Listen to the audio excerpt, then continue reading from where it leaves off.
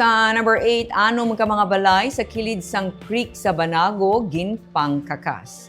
Ginpangkakas ng Bacolod City Legal Office Enforcement Team ang anong ka mga illegal structure sa kilid sang creek sa GK Village sa Barangay Banago sa Bacolod.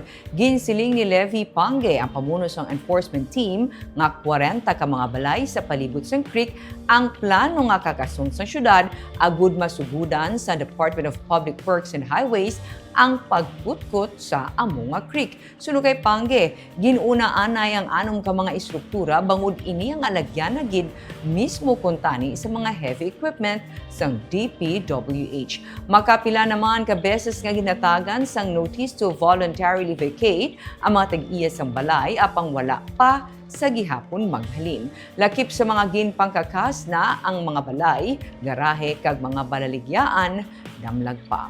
Pagasugudan na sang DPWH ang pagpadalom sang among creek agud makalikaw sa posible nga pag-awas sang tubig kung magbunok ang ulan. Dugang ni Pange, kung masugudan na sang DPWH ang desilting, ilan naman pangkakason ang mga nabilin nga mga istruktura sa creek.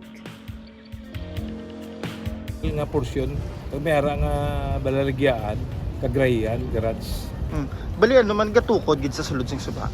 Bali, ara sila sa alagyan, gid sang manaog wala nga aton ng mga equipment. Actually, ang tanong nga rin sa creek, sa ato na yung space sa sa DPWS, pag nagsigoon-goy ng project, tanan na makakasa ginuna lang yung anong, i-priority kita maagi, hindi kaagi ang bako sa suba.